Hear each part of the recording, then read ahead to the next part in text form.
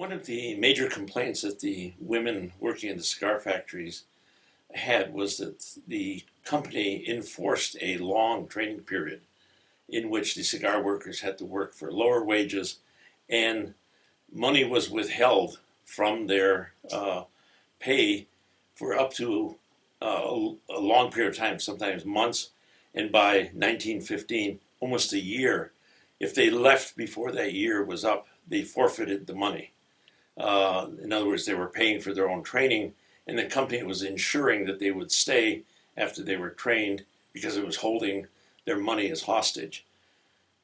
This became one of the major elements of the manifesto of the cigar workers who struck in 1916. Some of the major sites where these strikes took place were at the Lilly's factory on East Forest and on Michigan Avenue, the San Telmo factory. The San Telmo factory drew primarily from the Polish community on the west side of Detroit, and the Lilly's factory grew primarily from the Polish community on the east side of the city. And so Polish women from all parts of the Detroit community were drawn to the cigar factories. And that one of the things that made their unity possible was their Polish ethnicity, their ties to each other, ties through church societies, parish membership, living next door to each other. And this really bound them together. And so when they went on strike, even though the union was not the major organizing factor, it was their neighborhood.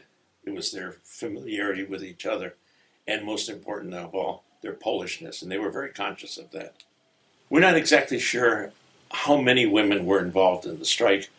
The sources give figures between 5,000 and 7,000. The most authoritative sources, however, indicate it was someplace close to 6,000. And of these, about 85% were Polish.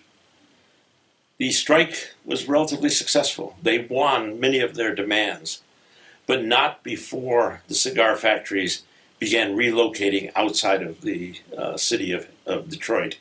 A number of them moved to Ontario, Canada, and other locations outside of Detroit and even outside of Michigan in order to curb the influence of the radical activity of the Polish women. So while they won some concessions, in fact, many of the concessions, including a reduction of the long training period and the withholding of funds, in the long run, they began to undermine their own jobs as the factories, angry at being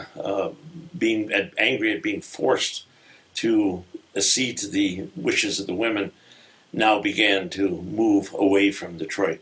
The cigar strikes of the early part of the 20th century in 1916, which were relatively successful as a result of the activity of Polish women, were repeated again in the 1930s.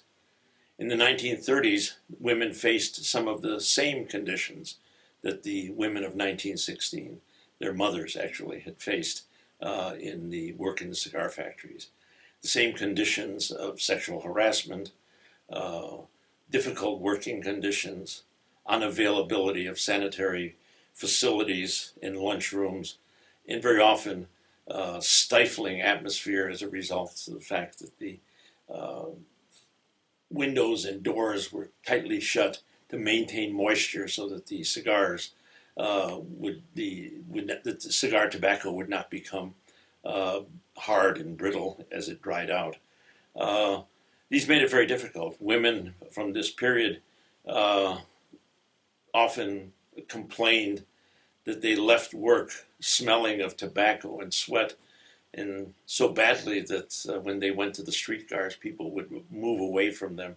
They ended up kind of in the back of the streetcar because they smelled so bad.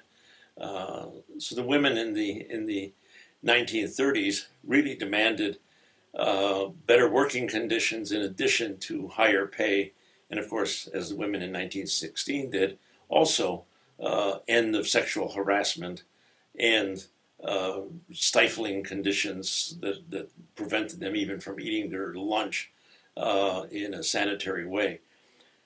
The strike of 1937 was in emulation of the strikes that were taking place in the auto industry. Women were strongly affected by what was going on in the labor front all over Detroit. Their sons, their daughters, their husbands, their boyfriends, all of them were working in the auto industry. And a new militancy, again in Detroit's primarily fueled by the militancy of young Polish workers, began the drive to create CIO unions, the Committee of Industrial Organizations, as it was called. And so when the first great sit-down took place in the auto industry, the women immediately decided they were going to sit down also.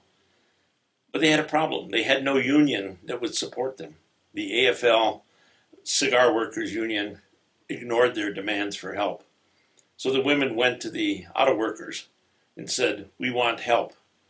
And they asked for a specific organizer, and that was Stanisław Nowak, Stanley Nowak as he was named, who was organizing the Polish auto workers. The problem was that Nowak was busily engaged in a number of factories, and the auto workers union said, "Now, ladies, this is an important matter. Mr. Nowak is very busy. We really can't attend to your needs." And so the women said, "Well, we're sitting down in headquarters here, and we're going to call the press and tell them the union won't meet our needs. And so we're sitting down, just as the men in the factories, but we're sitting down in the headquarters of the union."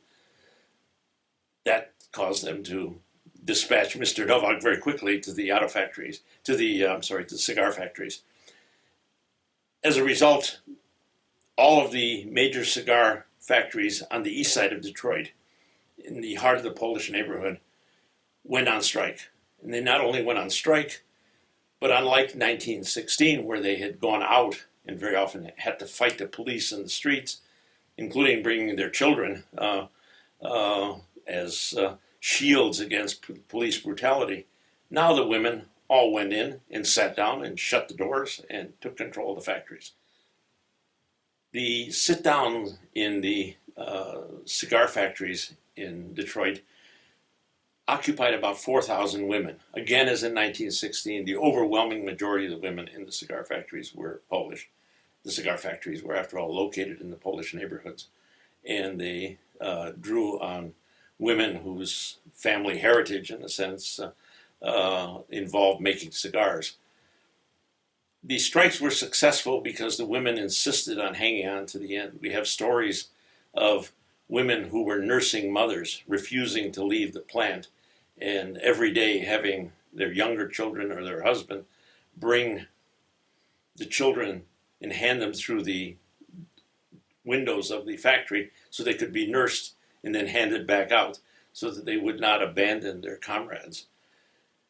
The brutality that was exhibited against the women really shook the Polish community, whereas the men's activity was sometimes viewed by suspicion by the leaders of the Polish community as perhaps inspired by communists or leftists. The women won a great deal of sympathy, and priests and businessmen gathered money, gathered food for the strikers, and generally helped to win broad support, not only for the women, but the rest of the labor movement that involved the auto factories and the adjacent industries. So the women played a major role. In the strikes that they conducted, some of them went 90 days, were the longest sit-down strikes in American history. They held out until they won. Only in one case did the factory, in the Mazer Cressman factory, which still stands, another Albert Kahn building on Grandy and Theodore, did the factory decide that they wanted the police to break in. And so the police broke in and they dragged the women out. It was a horrendous scene with the police beating the women with clubs, dragging them down the stairs of the factory because it was most of the work was being done on the second floor where the women were And the pictures of that horrified the city of Detroit and actually helped to win even greater support for these courageous women.